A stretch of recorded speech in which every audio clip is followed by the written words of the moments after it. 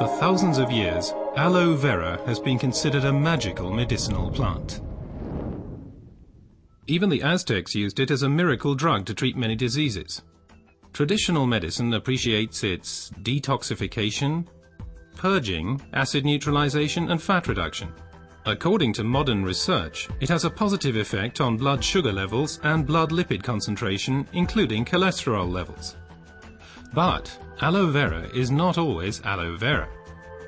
Real aloe vera, the Aloe barbadensis, is a desert lily and is cultivated in arid regions, primarily in Central and South America. The effects of aloe vera are strongly dependent upon how it is processed, and the differences already begin with how it is harvested. In order to avoid damaging the plant, the leaves should ideally be cut by hand. As the outer skin of the leaf contains poisonous aloin, a substance that protects the plant from animals and has a laxative effect on humans, the skin must be carefully separated from the inner leaf gel. This leaf gel is the most valuable part of the aloe vera plant. The gel has been proven to contain over 150 vital substances, such as vitamins, enzymes, polysaccharides, and trace elements. It's this unique combination of ingredients and the way in which they interact with each other that results in the healing effect. One of the most important plant substances is asimanan, which has a positive effect on the immune system and can also reduce inflammations and free radicals. The result, the oxygen supply improves. Let's take a closer look at this fact. Blood is supplied with oxygen in the lungs and then transports it via the blood vessels into the cells. The large blood vessels branch out, becoming smaller and smaller, until they turn into tiny capillaries. Capillaries, by the way, are the smallest blood vessels. This is where the oxygen passes over from the blood vessels into the cells.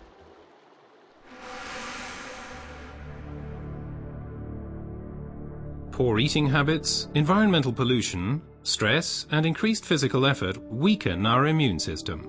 Free radicals have an easier time of things and can cause microinflammations throughout the body.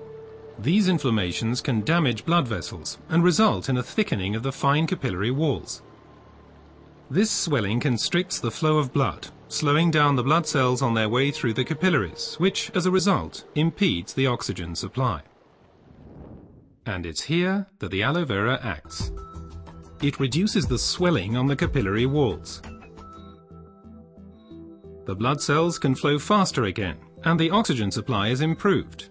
Furthermore, toxins and impurities are removed more quickly. The latest studies have revealed that other natural substances can improve the effects of aloe vera even further. These substances primarily include silicon, but they also include evening primrose and alkaline minerals. But first let's look at silicon a bit more closely.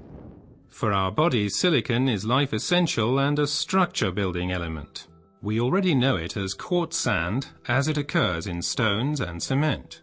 In the body, silicon is there to stabilize our human tissue. As a supportive element, it strengthens bones, hair, nails, connective tissues, and also the walls of our capillaries. As we grow older, the capillary walls have a tendency to lose their form and resilience. They can literally collapse, interrupting the blood flow. At the worst, this can lead to a stroke or a heart attack. Silicon strengthens and supports the capillary walls, thereby keeping the bloodstream open.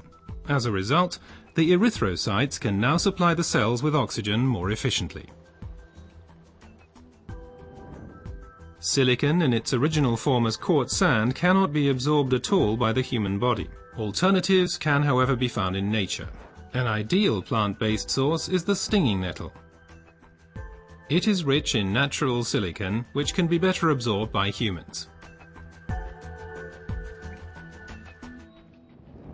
Optimum oxygen supply is not only dependent on the capillaries, but also on the condition of the blood itself. Only when blood is liquid enough can it pass through the narrow capillaries. For improving flow properties of blood, we have evening primrose with its polyunsaturated fatty acids and basic alkaline minerals. Polyunsaturated fatty acids make the blood thinner. They prevent the conglutination or sticking together of blood cells and thereby stop clotting of the blood. Alkaline minerals support the elasticity of the red blood cells, thus helping them to pass through the tiny capillaries more smoothly. Both help to increase the blood's rate of flow and thus contribute to maintaining an optimum oxygen supply. So let's review the main points again. The supply of oxygen to our cells is a vital prerequisite for our overall health and also helps to safeguard us against serious illnesses. Aloe vera, with its decongestant effect, improves the oxygen supply. Silicon strengthens the vessel walls and keeps the bloodstream open. Reinforcement comes from evening primrose and basic alkaline minerals. What traditional medicine has known for a long time has now also been confirmed by modern research.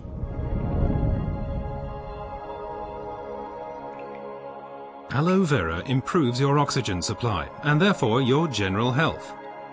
Because oxygen means life. Place your trust in aloe vera.